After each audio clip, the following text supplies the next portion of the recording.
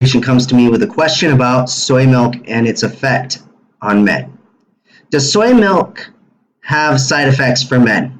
I've heard that soy milk can affect testosterone levels for men.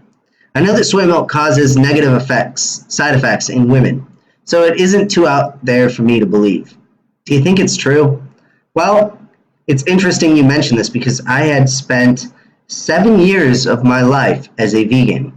I say that because plant-based nutrition and science was very important to me. And a lot of times as a vegan, you'd hear people say, oh, well, soy milk is bad or this or that. And you get a lot of information that you'd want to check out. So during that time period, I did a lot of study into nutritional science on vegetarian and vegan side of things and their benefits. Now, soy milk is interesting because it does have what a lot of doctors and people misconstrue as estrogen.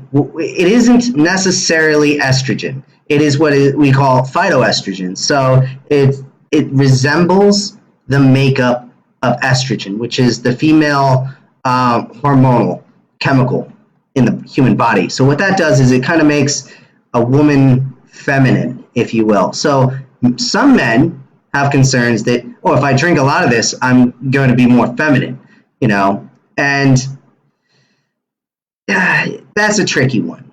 Basically, no, not in humans. Maybe in other species, sure, high intakes of soy could be more damaging. That's not to say that anything in high doses is without adverse effects, but there are health benefits to phytoestrogen in men. Now, here's something you need to understand for those of you who are not as medically minded. Men and women both have estrogen, and it's regulated differently in both genders. So men, it's regulated at a lower level, so we have less testosterone, but estrogen is still very important for us. Women have higher estrogen and lower testosterone. So we both have testosterone and estrogen, but it's just in lower quantities in both of us. So with that said, what are the benefits? Let's cover the benefits of phytoestrogen in men, or just in general. And some of the benefits include, like, it'll reduce your blood pressure and improve blood sugar control, as well as reduce risk of prostate cancer. And that's also very important, especially for men, since prostate cancer is the #1 killer of men. Nobody talks about it, but prostate cancer kills more than breast cancer does women. It lowers cholesterol levels. That's also good if you're overweight. And it lowers inflammation. So you have that. Another thing to keep in mind is the adverse effects. They're classified as endocrine disruptors. So what that means is these chemicals may interfere with the body's hormonal system when consumed at a sufficiently high dose. So then we got to understand, what is a sufficiently high dose? Am I going to be drinking gallons of soy milk a day? Am I going to be drinking cartons of it? Like, how much is a sufficiently high amount? Well, I would say that if you're just drinking it as you normally would milk, you're going to be fine. There's not going to be severe issues with your hormonal system. But the studies that have been done on the effects that it does have on the body's hormonal system shows that when it comes to humans, there's very little evidence to conclude that phytoestrogens have any harmful effects.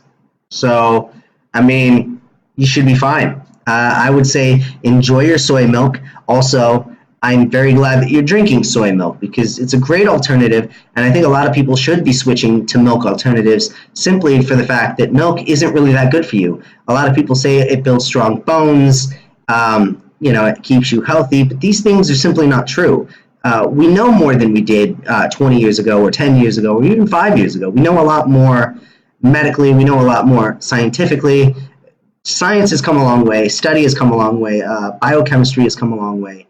So what we've learned is that milk does give you calcium short term, but over a long period of time, it actually causes osteoporosis, which is a weakening of the bones. So you're more prone to break bones at an older age. You're more prone to just be in pain from arthritis, stuff like this. These are causes of drinking milk. Now, there were studies done that have backed this up, saying that countries who drink the most milk suffer the most osteoporosis. Sorry about that, little tongue twister. So, going and switching to plant-based alternatives is not only better for your health, but it's better for the environment. It's more economically viable than otherwise. So now you guys know a little bit more, and I hope you have a good day. Enjoy your soy milk, enjoy your milk alternatives.